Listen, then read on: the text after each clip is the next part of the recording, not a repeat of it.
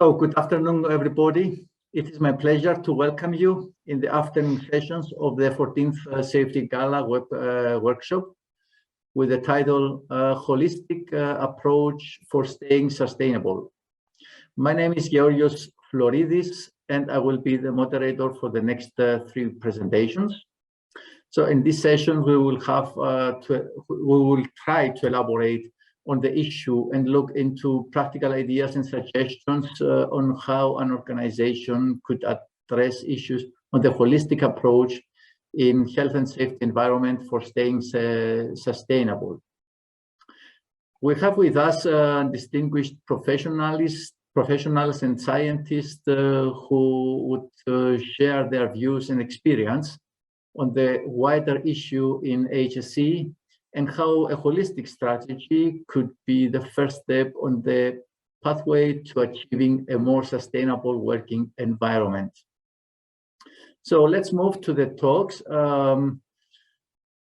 We have the first speaker is Mr. Gianluca Capodimonte. Mr. Capodimonte has an experience on various areas of environment, health and safety. The last 15 years has been working for Philip Morris International, taking on multiple duties from factory responsibility to corporate roles in the area of environment, health and safety. All programs he developed in the last 10 years at corporate or regional level are people-centric and focused on engaging people and raising awareness on health and safety issues. So, dear Capodimonte, the floor is yours. Thank you. Thank you, Georgios, for this introduction. Good afternoon, everyone. Good morning, depending where you are from. Let me share my screen so the presentation will guide my speech, and I hope will make this session more comfortable for everyone. I guess that the presentation is on the screen now. Let's see if it's appearing.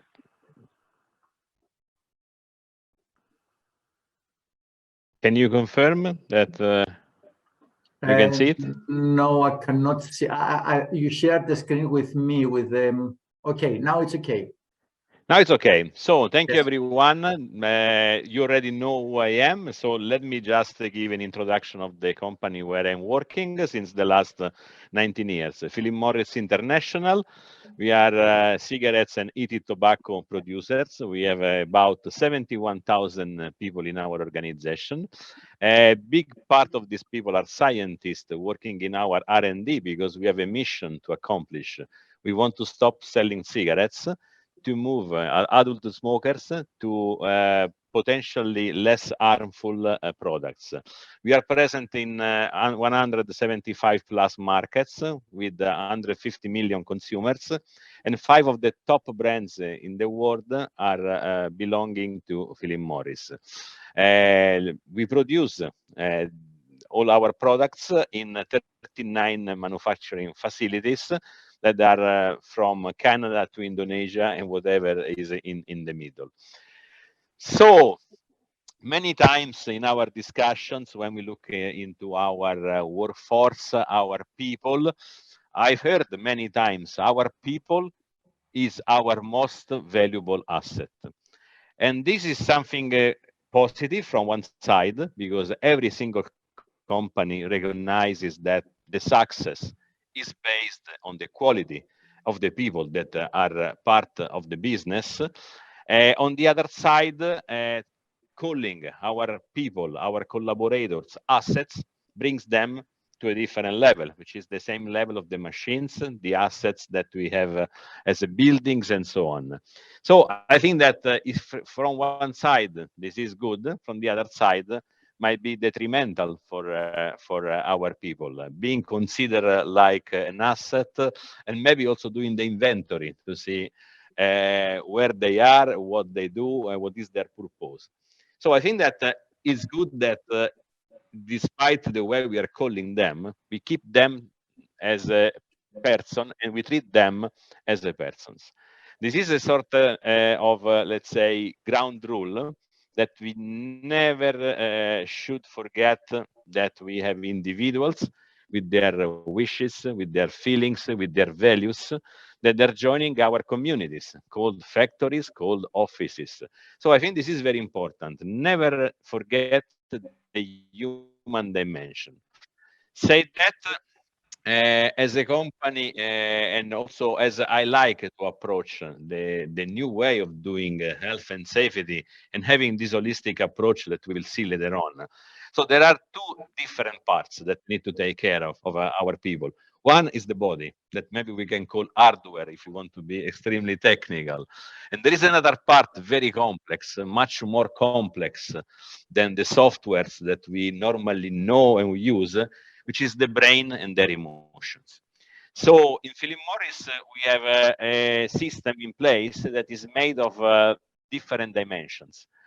Of course, the purpose of the company is to produce high quality products for our customers, but the how this is produced makes the difference for the people that are working in the company, and at the end it makes the difference also for those that are receiving our products. So to achieve our goal, we have a lean manufacturing system, which is the drive of all the initiatives that we are doing in our factories. And one of the pillars that we have is the EHS pillar, that it's as fundamental as the others. So we have this possibility to embed in the way we are doing things EHS and more, let's say, largely sustainability. So our CEO mentioned that sustainability is not part of our strategy. It's the strategy. So he gave us a very strong commitment to look into sustainability from every different angle. And I think this placement in this lean manufacturing system helps us to deliver high quality environmental solutions, high quality health solutions, and high quality safety. So we had a brand because we started in 2012 to put under Mission Zero umbrella all the safety initiatives. Now this brand is giving space to other initiatives, but it was very important that in 2016 we decided to have this because we care. So why we should take care of our people? Why we should offer a safe work environment? At the end, we need to detach ourselves from the legal compliance issue, legal compliance obligations. We need to do that because we care about our people, which is the right thing to do. Then, in parallel, we started to create something in between, and for sure, COVID-19 was a great opportunity because we suddenly moved to a different way of working, interacting with people, and we saw that this proximity that was granted disappeared because we had the remote workers, we had people that had to go to the workplace to continue running the machines, and this was happening very fast. Nobody basically was prepared for that, even though we had our pandemic plans. We never tested in real life. So this was a theoretical exercise that suddenly became a necessity in the day-by-day activities. So we put together platforms where people could connect, could learn what's going on, getting instructions, advice, support, especially from the psychological point of view, considering that COVID was and still is a big disruptive event in our daily lives. So what we did to create also an impact on the environment, we have a series of initiatives that, and I will give you some examples, to engage the organization to address a certain specific problem about the environment. So we started to put together occupational health, safety, well-being, environment, because we realized that these things cannot stay disconnected. They need to stay together because it doesn't make sense to be safe in a planet which is polluted. Doesn't make sense to have a fantastic planet, but we suffer because of big injuries in the workplace. So this was important, as is important to maintain our top employer certification, because it gives also the possibility to analyze and implement initiatives that can make our company more attractive for new talents, new colleagues, but also better for those that are working since a long time in Philip Morris, like myself. Plus, to feed the brain, the emotions, the willingness to get better, to improve every day, we have a system called lifelong learning, where people can have access to thousands of training courses that can go from technical professional up to simple things that could be the usage of a basic software like Word or Excel. So having access to a continuous learning system keeps your brain alive, your curiosity will find satisfaction, and you will find also answers to your questions, and keep yourself always up to speed with the changes that we are facing. So how we went there? First of all, it was important to define the purpose. Sustainability is about carrying forward, maintaining, keeping always up to the speed, a values-driven work. Because we see how important it is, the health, we discussed, is still there. So these problems that suddenly disappeared because there was something else bigger, like COVID, in reality didn't find a solution. Maybe were somehow highlighted at the beginning of the COVID with the lockdown. We saw how important that the nature is finding again its space, but then quite fast has been forgotten because other global issues were coming into the picture. So it's important to practice empathy, to understand what our customers needs, what our colleagues, employees need, what the stakeholders are expecting from big companies that somehow having a big impact on the economy have also a big impact on the planet, on the sustainability in general. So this is important, using a materiality assessment to understand where we make an impact and where we need to put our focus to reduce this impact, and to generate what we like to remember to ourselves, a net positive. At the end, we are able to give back to the society more than what we are receiving. So, as I mentioned before, the system approach is important, having a holistic view on sustainability. Now I see many organizations, including mine, we are moving from EHS to sustainability, because we need to take care of the three elements altogether. And in the past, I remember that E, environment, was in average considered, mainly because of the legal implications behind. Health was very small, because it was somehow given, okay, industrial hygiene, occupational health is important, but the main focus was on safety, because if something goes wrong, you see immediately the results. So you have an incident, you have a person that needs to get medication, and in the worst case, even go to the hospital, or unfortunately, some fatality cases. Resilience is what we learned in the last 2 years. So, and this brings the willingness to innovate, try to anticipate problems, because this is very important, and we saw how fundamental it is to get prepared to the unexpected, because we realize that the unexpected can come. And I think COVID is the best and worst example at the same time. Having this also willingness to leave our comfort zone, to try new things, to do new activities. So with this mindset, I can give you some examples that are in common with many other companies. What was the response plan during COVID-19? So in a very short time, we have been able to set the organization with new rules that were accepted very fast. And as EHS professionals, we were wondering what is different now. that in the past to convince people to behave differently takes a long time.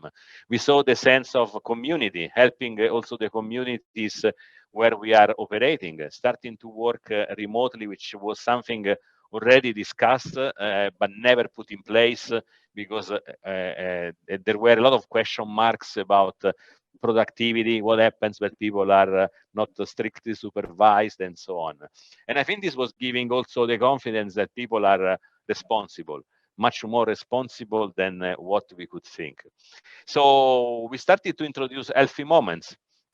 So we have applications that we can do stretching moments on the shop floor. So in the production floor, we can take breaks nearby the machines, beyond the breaks that we have going to the coffee room, the restrooms, to do some stretching that it's designed to relax that body parts that are the most impacted by the daily activities. We are working with stress prevention, and we have a nice project in collaboration with the European Work Council, grouping together all the European factories to define a co-created program to prevent stress and burnout. This is something that is already more than 10 years in the agenda of the things to do that we are addressing. Now the idea was to have a bigger collaboration with the union's representative and the social parties. As I mentioned before, learning is fundamental. So we have integrated work system, as I mentioned before, inspired to lean manufacturing principles. And this capability buildings is always in our daily routine. So we need to learn new things. We need to teach people how to work in different processes. And there is an extremely high attention to ensure that the quality of the training is good. People have access to this training, and they can grow to cover new positions and to make a career in the organization. This is not the only one. I mentioned before the lifelong learning. It's a huge platform where we are feeding the curiosity of our people, and this is totally self-managed. Everyone can decide what to study, when, how, and there are different modules with different, let's say, training levels from the MicroMaster to graduate certificates and so on. Collaboration is important to maintain this connectivity with the organization, and we see that environmental sustainability is a big subject. Everybody is willing to collaborate, everybody is willing to show their ideas, and we have platforms to foster this approach. And one of our best successes was this zero waste to landfill. We started in 2019, and in the last 3 years, we have been able to reduce the waste that goes to landfill by 93%. Thanks to technical measures, organizational measures, but also to the participation of our people. Engaging. People have a lot of fantasy, creativity that we cannot imagine. This is an example from our factory in Italy, where we ask people to produce small movies about environment, health, and safety. So there were different categories, and it was amazing to see that we received more than 50 movies produced by the colleagues in the factory, and all of them were fantastic quality and very nice in terms of ideas that we are still using globally. Reward and recognition is. Thank you. 2 minutes left. Thank you. Thank you. Reward and recognition program. It's important to recognize when people are doing well, when they're bringing added value. This year we are going to start the safety role model. So it's a recognition that those role models that are behaving exceptionally well in safety are recognized by their peers. So it's not the supervisor that is handing over a diploma or a monetary award, but are the peers that are voting the best in class. So for sure, to sustain this, we need the systems. So we have ISO systems implemented at global level, 45001 and ISO. We have our own management system. As I showed you before, we have this lean manufacturing system. And then we have assessment tools that they start with the management team that are assessing the maturity of their environmental health and safety system altogether is not the job of the EHS. Plus, we have surveys that we are running to the employee to see if the two visions are matching. So what the management sees sometimes could be different from what the people on the floor could see. This is why we put everything together. All in all, I wanted to show you just a small example from last year. So this taking care can be done in many different ways, must be customized to meet the local culture. And this is very touching because exactly 1 year ago, Easter time was during the lockdown. So what the company did was sending a Easter meal lunch to all the families. So in the morning, we receive a visit of a little truck delivering the Easter meal.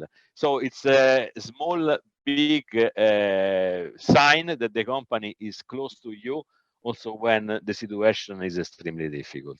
So this is just an example that there are many ways to take care of your people. In the factory, outside the factory, is important to maintain always high the attention to the values that are moving people and are moving companies. That's it. This is the last slide, and let's go back to the forum. So please leave the sharing for your. Thank you.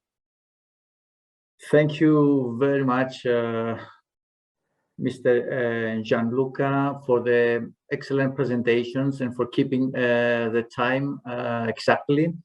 It was very interesting. I would take questions at the end of the sessions, but you can, of course, write any questions and comments on the chat.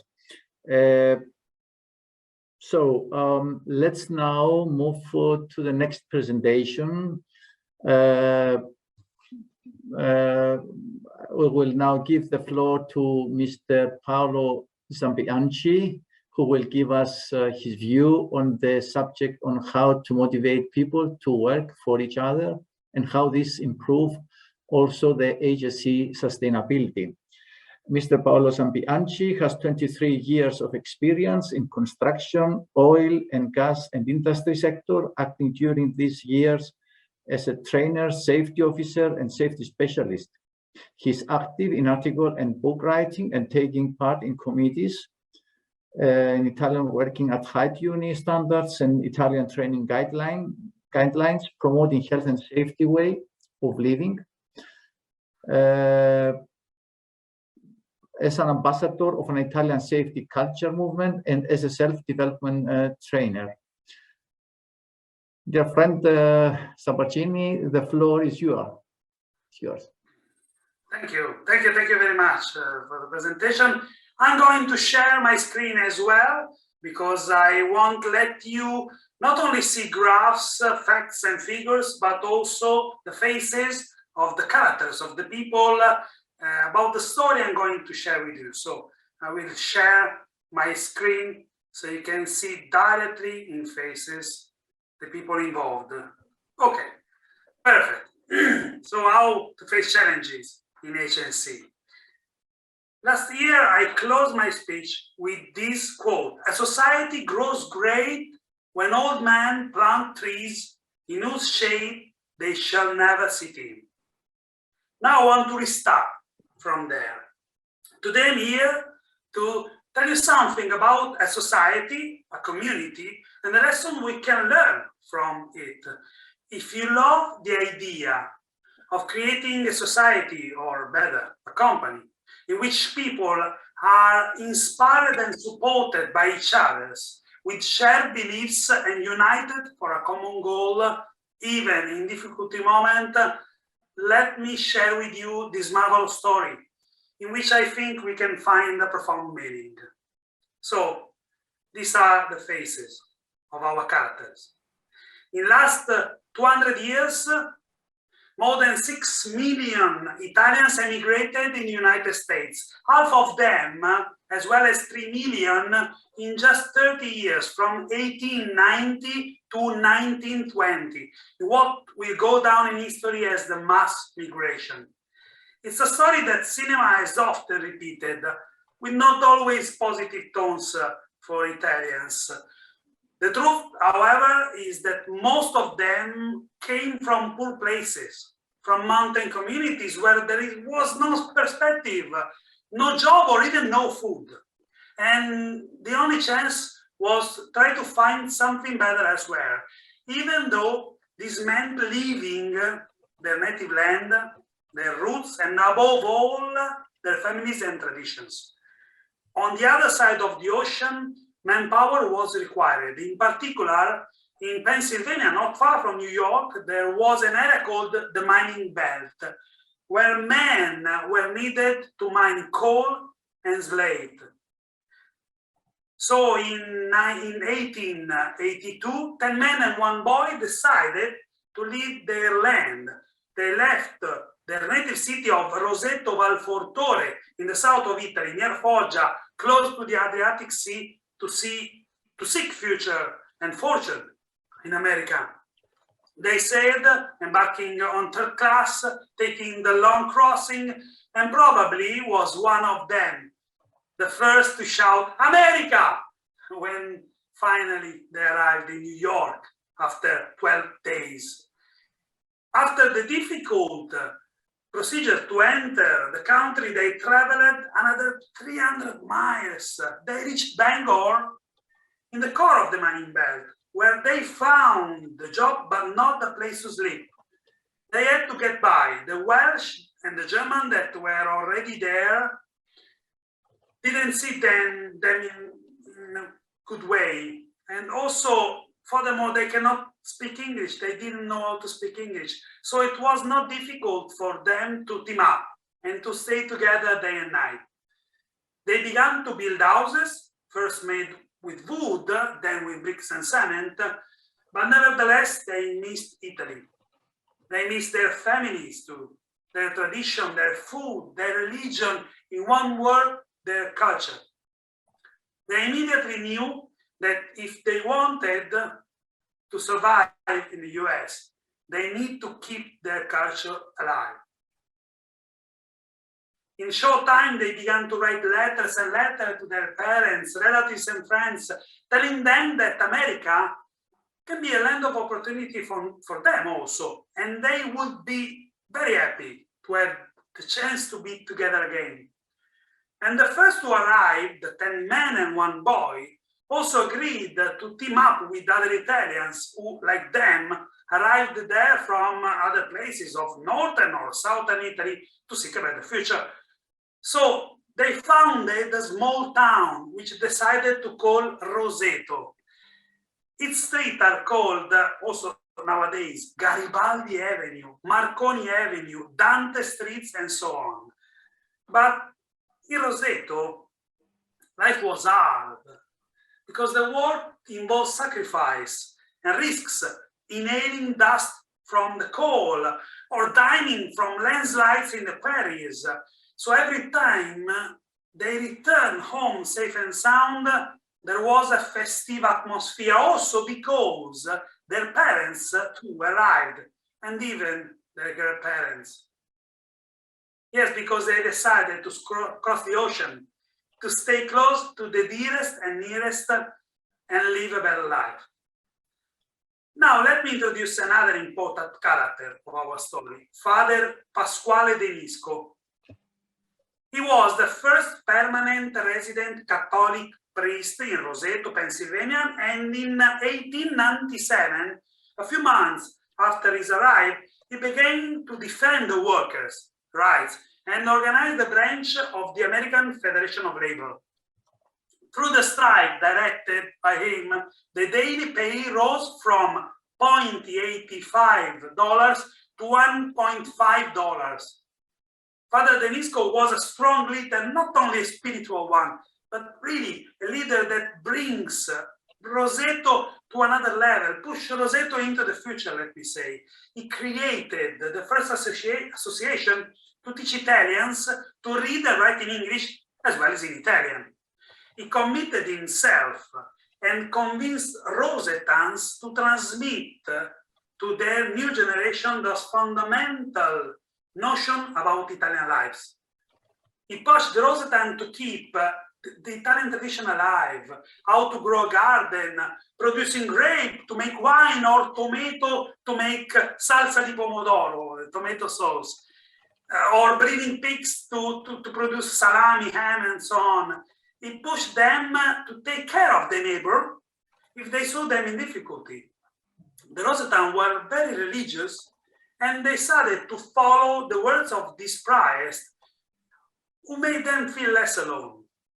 However, maintaining those traditions was not so easy, and they could not maintain by themselves with their own forces, let me say.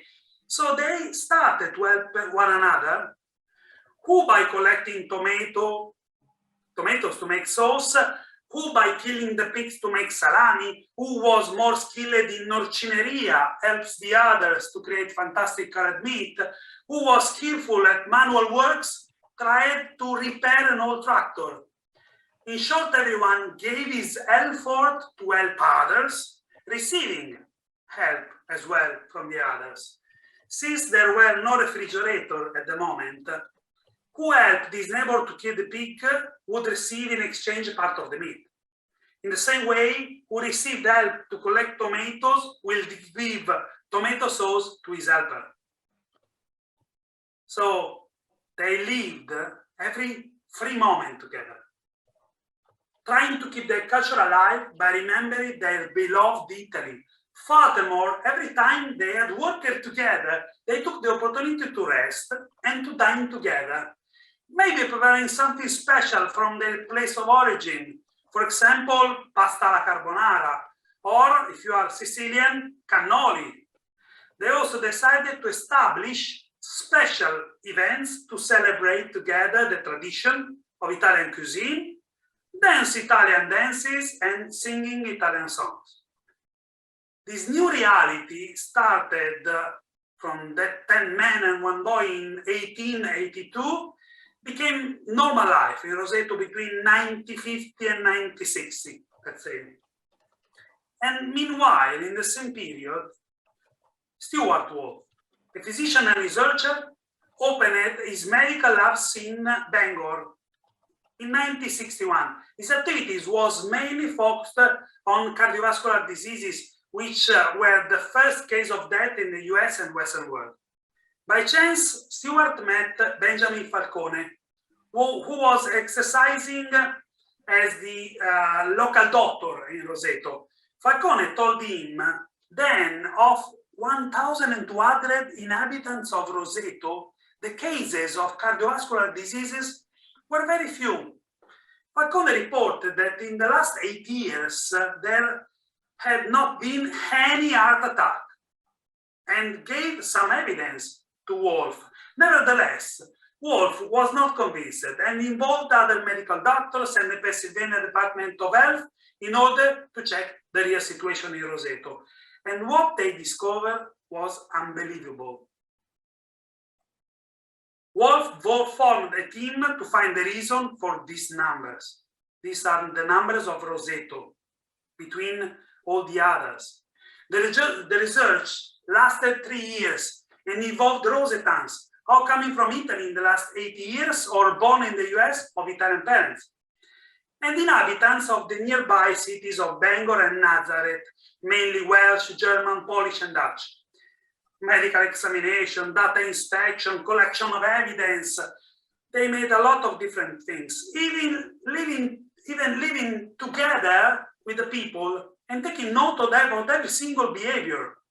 The determinants of health were also considered. During these 3 years, the researchers found out that the Rosetans did not practice any sports and habitually smoked. As regard to the diet, they almost used lard for cooking and drank much wine. Their conclusion was that definitely little healthy lifestyle of Rosetan should lead to coronary heart disease, which were almost absent instead. For a long time, no one seemed to understand what the secret was. Hypotheses relating to genetic factors were discharged, since the researchers showed that Rosetans who had moved elsewhere died of that disease with the same frequency as other Americans. The environmental factors were obviously excluded, since there is only one road that divides Bangor from Roseto. In brief, all the assumptions were reviewed and no valid reason was identified until they understood that there were some elements which made the Roseto unique and different from all the other Italians immigrants living in the part of the US, as well as the American, as well as many other people in other countries. That was part of their research. They wrote the Rosetan had common history and ancestry, and by remaining cohesive, they kept them alive.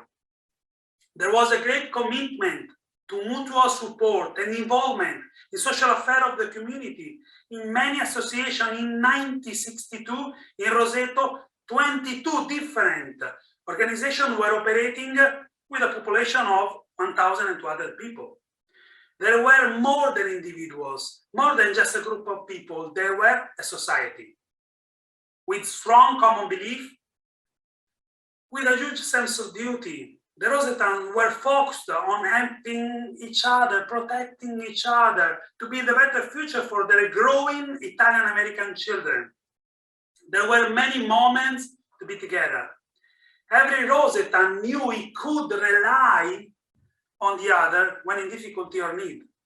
If someone had a personal or family problem, he always knew who to trust with or who to ask for help, psychological or material.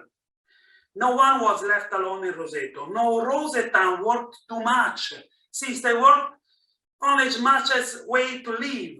They did not felt the need to build a larger house or buy better cars. Okay, and they worked just for a quiet living. And the rest of the time was dedicated to the community by engaging in voluntary activities. For them, the most important thing was to remain united, to be able to create a network of peers functioning as support, as a safety net, ready to welcome those who feel in difficulty with the certainty that they can count on it. They use their time to help fellow men to understand how good it is to feel useful, how much it rewards to dedicate one's time to someone else, how exciting is to give love to the others. Now let me just read you the exact words from the report of John Brun and Stuart Wolf. The Roseto that we saw was sustained by traditional values of Southern Italian villages. The family, not the individual, was the unit of their society.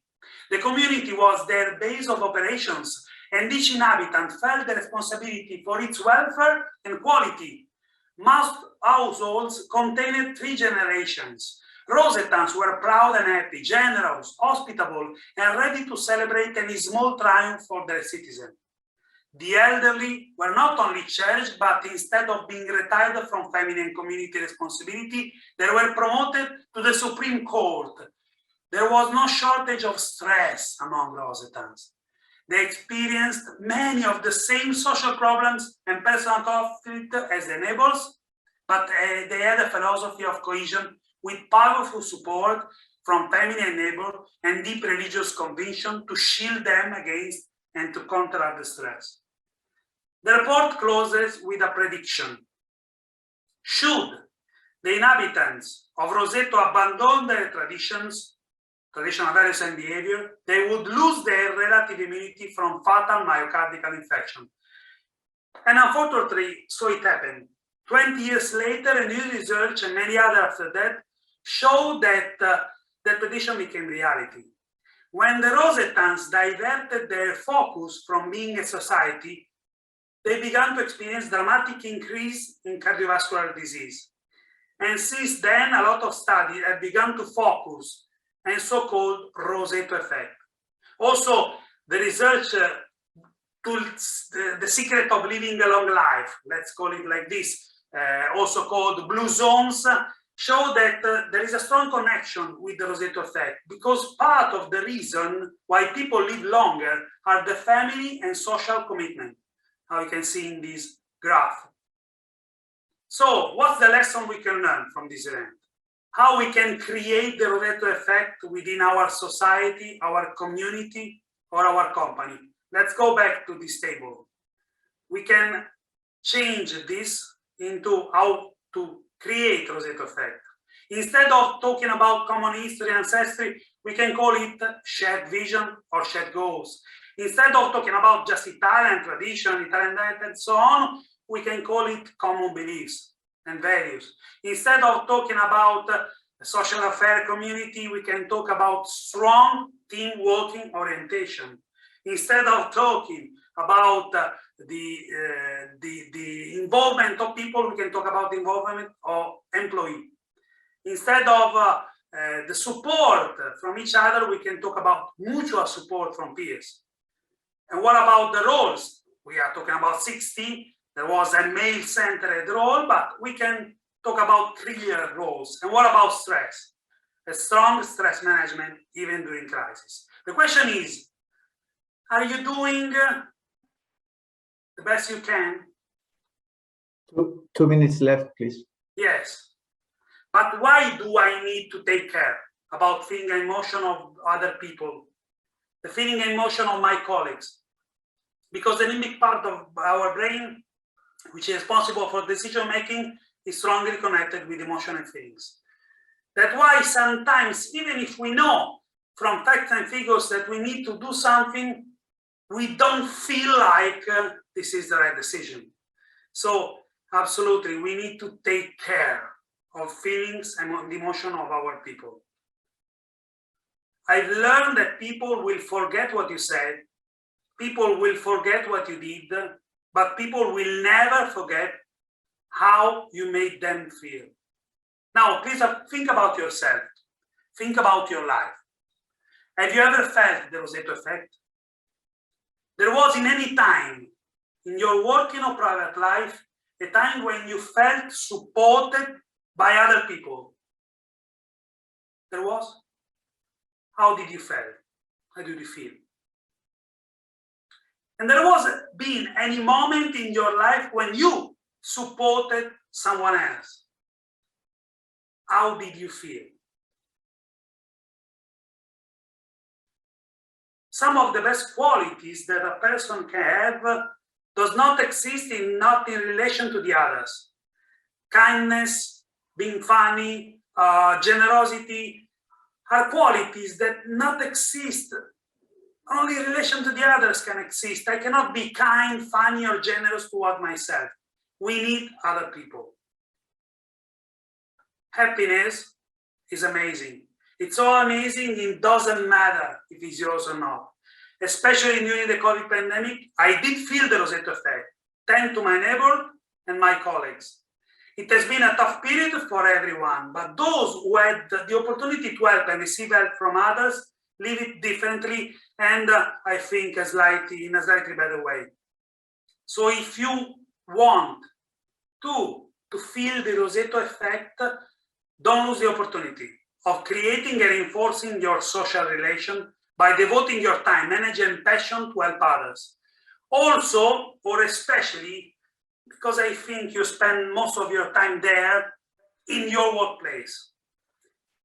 I want to say thank you to Alessandro Spiridonis, who involved me in this event last year, to Georgios Panopoulos and Nizza Silva, who asked me to be there again, to Georgios as well, to my company that allowed me to participate, but let me especially say thank you to Michele and Maria Grazia, that are my dear colleagues who are part of my work in Roseto Effect, and also to Alessandra, who helped me so much reviewing this speech.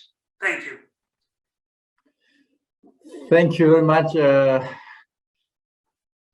Zampianchi, for the beautiful presentation, the beautiful old pictures from the past, and the different approach on the behavior of the people and their health, how their health is affected.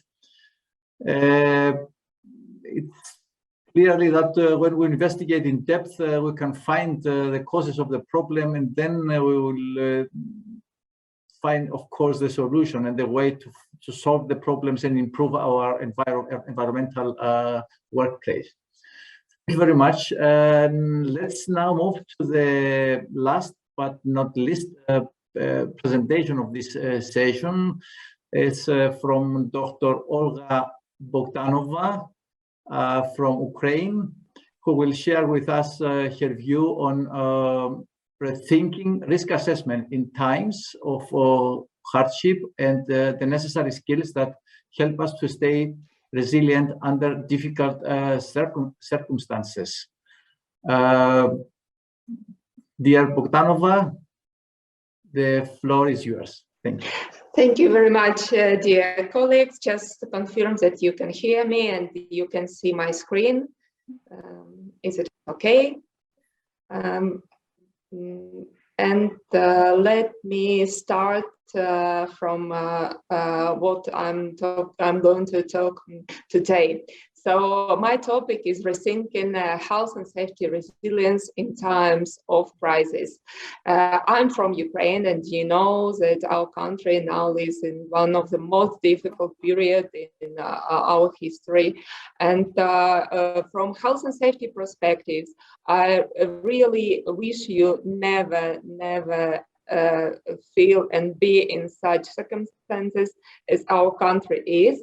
But I want you to be prepared as experts, as professionals, to the worst scenarios.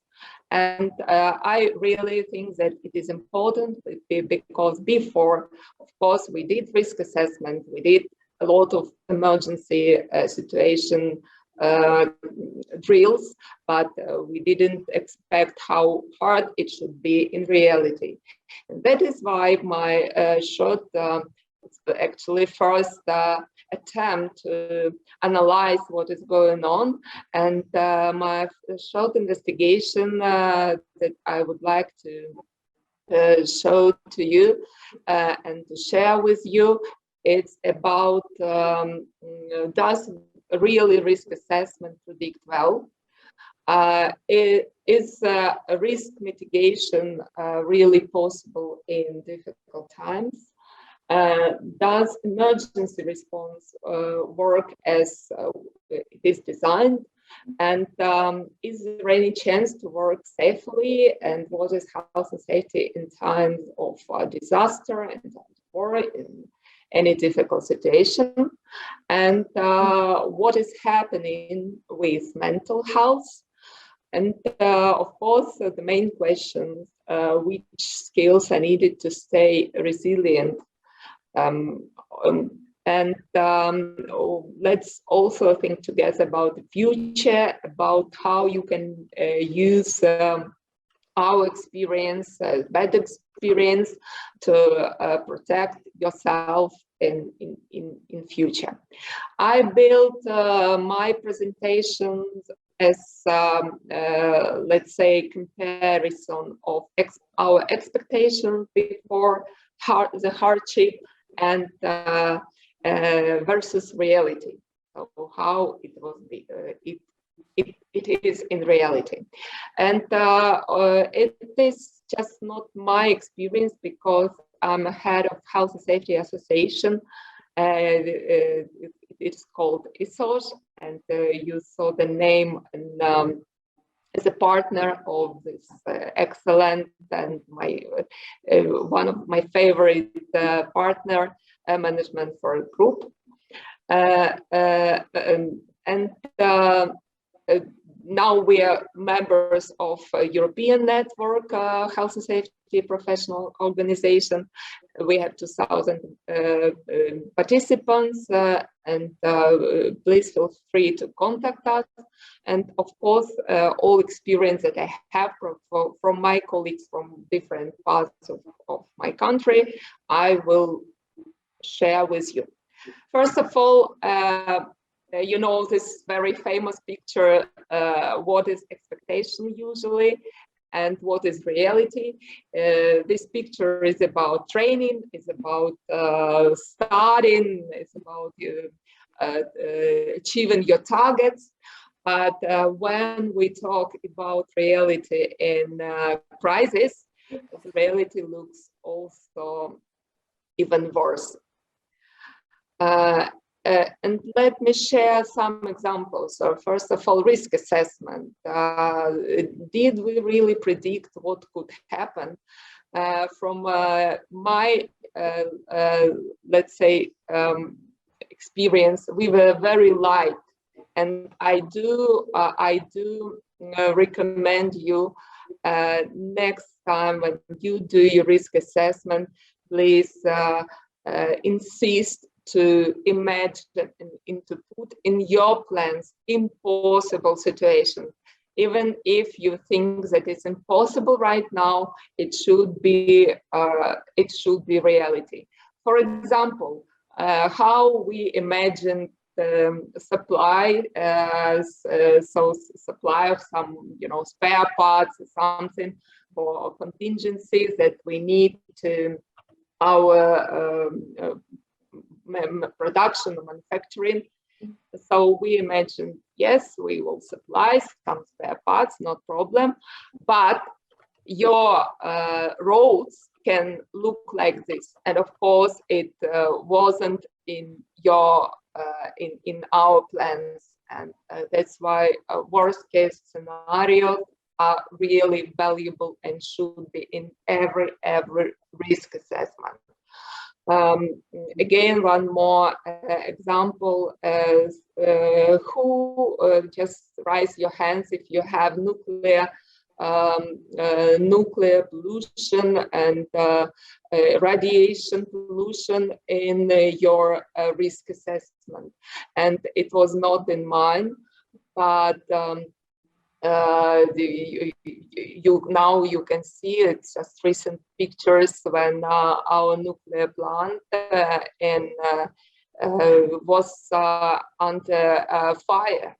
And of course, for fortune, any radiation leakage, but it could be. And of course, we urgently were thinking about protection of our employees, really. But again, we now, and it's our hard learning lessons learned, that it should be in our next risk assessment. What about risk mitigation? Is it possible when is all the country in fire? Yes, it's still possible. It's a good thing. First of all, for example, just very, some small hints, some rules help. For example, like this, we call it two walls rule. So it's like you need to be behind two walls in the time of a fire or air attack from outside.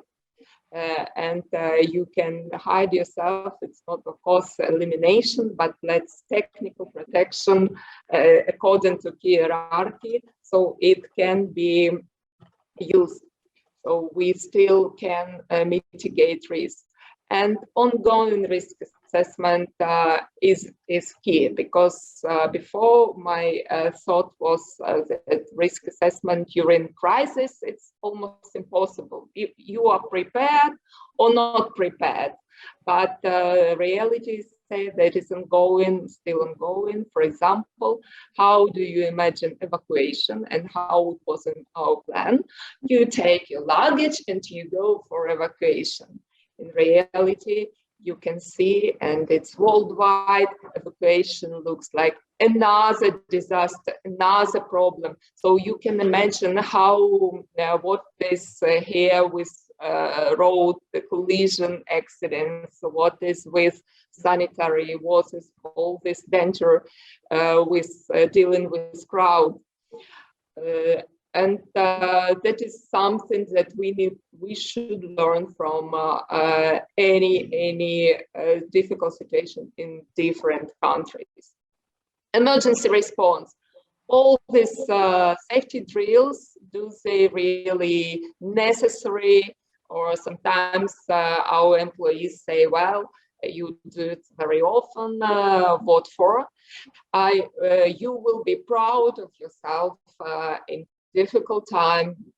Like, I'm proud that we did our emergency closing of gas well. I'm working for gas in the oil industry now, and we did it right a week before the actual situation when my employees were ready and they did everything very correctly.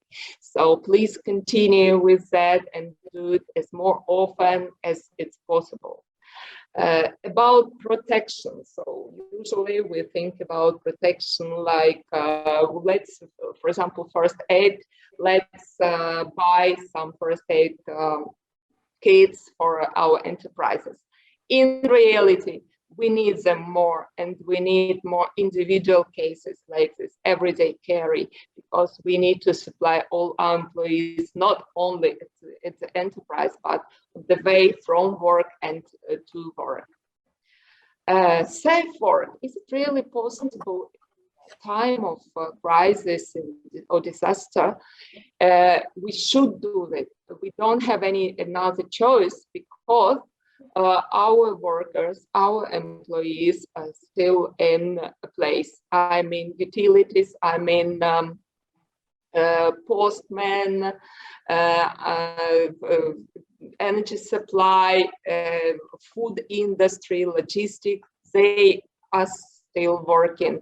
Emergency, of course, and we need to think about their protection. It was not in our mind that, for example, we have a lot of buildings ruined, completely ruined, and you can imagine that we didn't think about it before. I mean, asbestos protection for utility people.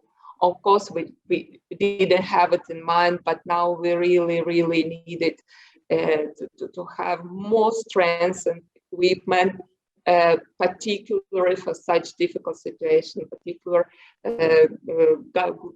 eye protection, breast protection, and all other stuff, hand protection, everything. And if you think that you have enough stuff of PPE, it will be not enough. It's also our lessons learned. What about mental health? What is going on? I would say now we just in the beginning of the way, I would say. So it's I predict, and you know, it's lifelong story for all people who suffered from any difficult situations throughout the world. But in this case, again, we can and we should use the experience of former difficult situations. For example, like this Austrian physiotherapist said he survived from a Nazi camp, and he said, so survived ones who focus on what they are doing with no expectation of what else might happen. That means that if you continue your work, like I continue my work, you will survive.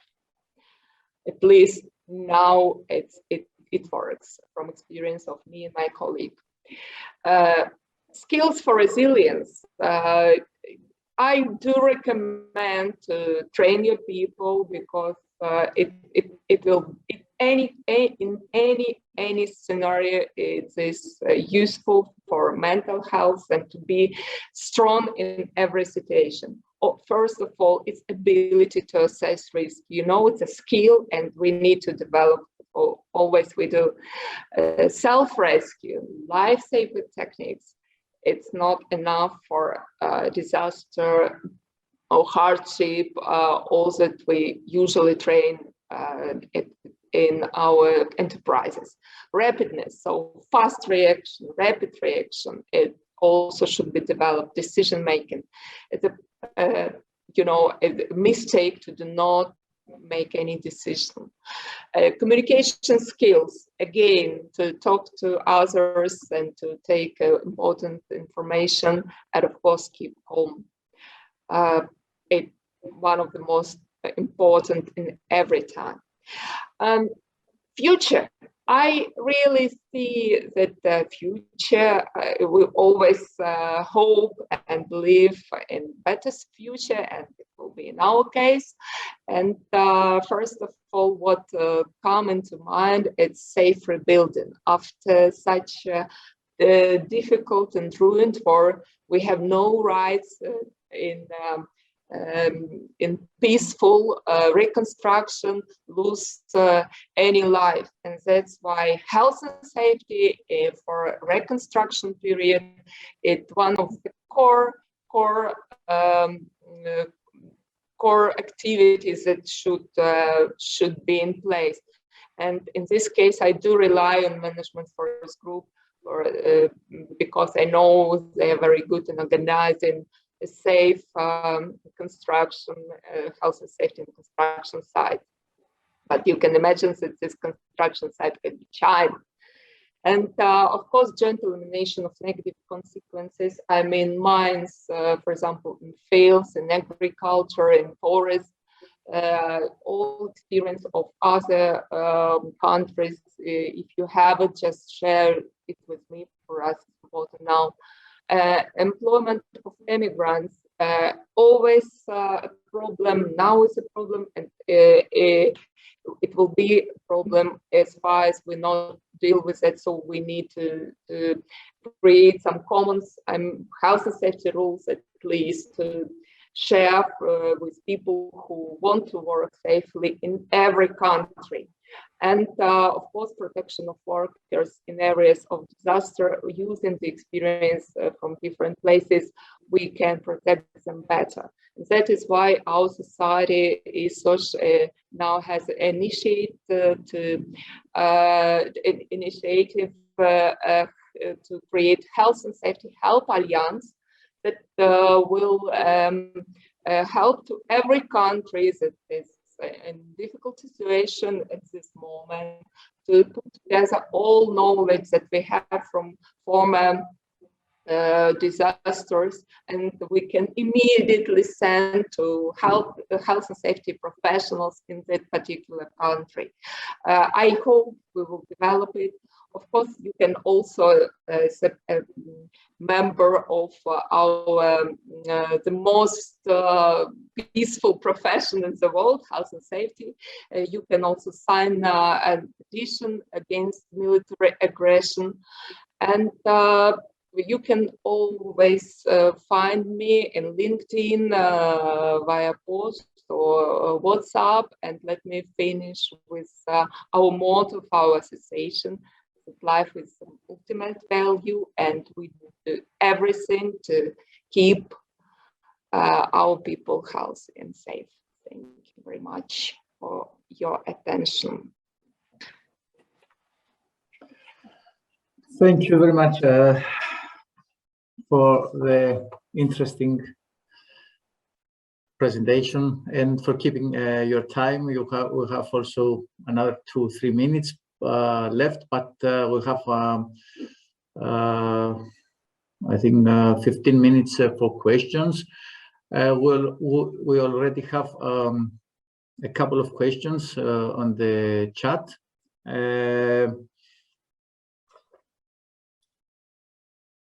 I think we had a fruitful presentation for all three speakers. And I will now proceed to read the questions, and please give us your opinion and your explanation, whatever we need. So the first question is from Mr. Georgios Panopoulos. To Mr. Gianluca. Gianluca, thank you. You noted it's not a task of EHSS people. Can you please give us a qualitative indication or estimation of what is the percentage of the EHSS work stroke product produced by the non-EHSS staff? Yes, I can give an example of what's happening in the daily routine that we have in our factories. So normally people are taking care of the area where they are working. So starting with what we call the safety trigger, assessing if the machines, the crew is in good condition, if there is any issue with the manning, so people are absent for different reasons. And this takes about 5-10 minutes, depending on the situation. If the situation is good, maybe less. If it's not optimal, they need to find countermeasures, which implies that, okay, let's reorganize the work. Let's call an EHS professional to make an assessment if we are not able to do that.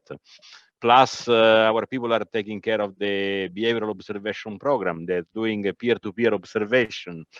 We have programs to do the job safety analysis using the intelligence and the experience of the people on the floor. So this is something that is more and more routine.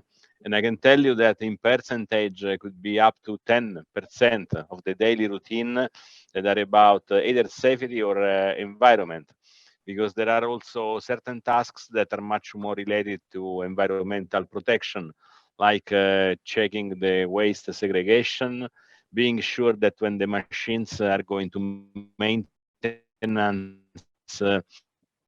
or they are posting their activities from the energy consumption point of view. So we have a shutdown and startup tasks that are done through checklist to ensure that the machine which is not operational is not consuming. So this percentage can be between 10 and even higher depending on the situations. And this is not abdicating the role of EHS, because as a function we are taking care of all the legal compliance part. The training on these new methodologies that we are using are driven and led by EHS. But we try to transfer this attention, and also the role of the EHS manager is changing. The EHS professional, they are much more coaches on the floor instead of policemen. So looking for the non-conformities and so on. We do this in the space which is for the ISO management systems, where we do internal audits. But the ownership on the EHS subjects is more and more transferred to the people on the floor. Thank you. Very, very good. So the next question, or I think it's not actually a question. Thank you, Paolo. It's from Mrs. Nilsa. Thank you, Paolo, for the insightful presentation. The outcome I take from it is the importance of making everyone feel as part of the team, in the extent that they become part of the solution. Yes, yes. I think you're already aware that I love quote. There is a pretty famous quote who said, if you're not part of the solution, you're part of the problem. But it is true.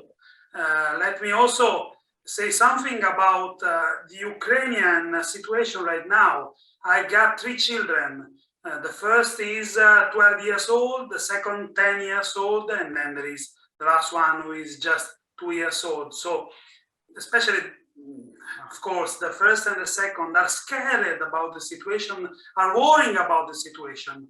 And I involve them immediately in some activities that I live in a small city.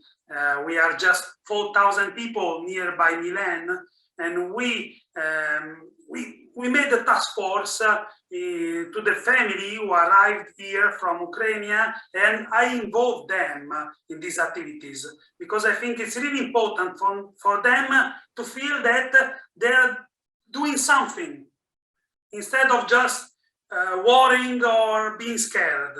They are involved in something that can make the situation a little bit better for these families, for example, and it was the same during the COVID pandemic. They helped me and the municipality giving face masks to the people living in the apartment here, and they felt that they were part of the solution, let me say. And also using art, I asked them to write down what they feel or making a picture, and my first son, Matteo, made a marvelous, very marvelous picture about the situation when there are two soldiers and there is the Bansky girl, and it was really amazing. He expressed himself in that picture, and he felt better after he expressed himself. Yes, thank you. Please, you want to say something, ma'am? I want to say thank you very much from the bottom of my heart for the support, and of course from professional point of view also, you're right. So doing something is very, very valuable to everyone. Yes. You're welcome. My pleasure. I agree with you that we have to be active all the time to renew and reassess the risks and the problems, and motivate the people also to be active and be part of the solution, and not just being passive and waiting for the solution to come to them. The next questions is again to Gianluca from me. You mentioned about changing behavior, that is to leave their easy comfort zones and change their behavior. How easy was this? Did you face any negative reactions or problems from the staff and the people? It is not easy. Initially, for sure, especially when you try to address safety, people in general believe that this is the role of the supervisor to take care of their safety. It's the company generally that has to take care. So telling them that now we work together, we do this task together, was a little bit of surprise for many people. Okay, we started the long journey, and I think that the critical element was to start from the top. So with the senior managers of the company having the proper know-how, understanding that in their leadership role, safety is not optional, it's integrated. For sure, when we started to improve the systems, the performance, people found that this was also personal satisfaction to contribute, to be part of the game. As Paolo said, if you don't want to be treated as the problem, you need to be part of the solution. And this was key, because initially you need to work a lot with reward and recognition to motivate people to speak up, to bring problems, but at the same time solution. We always used to say, put the fish on the table, but give an idea how we can cook it. So not only the fish on the table, so an idea about how we can cook it together. And I think this was working. Then, of course, like in any community, there are those people that are more responsive, they're willing to participate, those that are a bit neutral, and those that are pushing back. So it's important to reach a critical mass of believers that this change can happen, and then the others will follow. Because the more people move to the new side, to the innovation part, the others will feel a little bit obsolete, and they will at a certain point embrace the same change. For sure, there is also a need of communication, but it's not simple. It takes time. And even if you fail, you need to keep repeating, doing it again, maybe fine-tuning something. Because as you know, there is no silver bullet. You need to adapt to the situation. And what we saw also from Olga, sometimes you are facing situations that are going far beyond what was predictable, that then you need to completely change again the mindset and the rules of the game. This is clear. It's a big issue, changing behavior and culture. I know, but okay. So let me move to the next question from Mr. Panopoulos Georgios. Dear Olga, thank you so much. Very brave from you to raise this unique issue and keep it on a global base and not localizing it. In any case, we will organize a workshop with your topic. It's just a comment. The next question from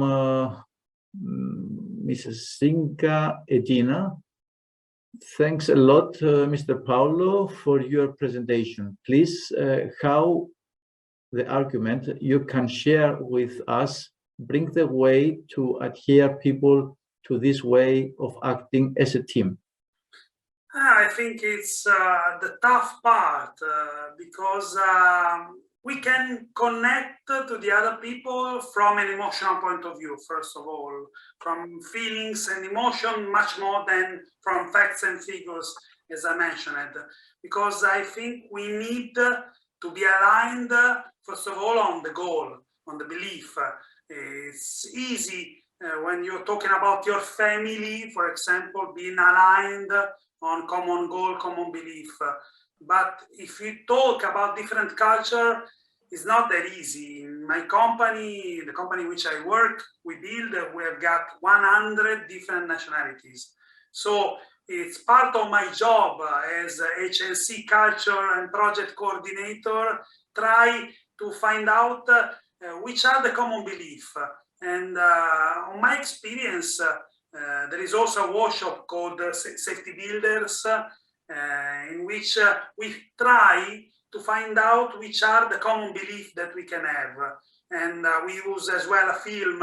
Last year I mentioned it, and of course at the end of the film people are strongly connected from an emotional point of view, and so all the barriers are loosened, and so we can start to talk together to find out what's the direction we want to have, and so from that point we can start to make something more technical, more practical. But first of all, I think we need to take time to find out the common beliefs that we can have. It's tough, but it's the starting part, I guess, starting point. Thank you very much. So we have a couple of minutes, but I think we don't have any other questions. I think we have reached the time schedule of the program, so I will kindly ask the speakers to answer the rest questions if there's any through emails. Let's thank once again the speakers for their contribution to the conference, as well as all the participants for joining us today. And now we'll have a short break before the next session starts. Thanks a lot.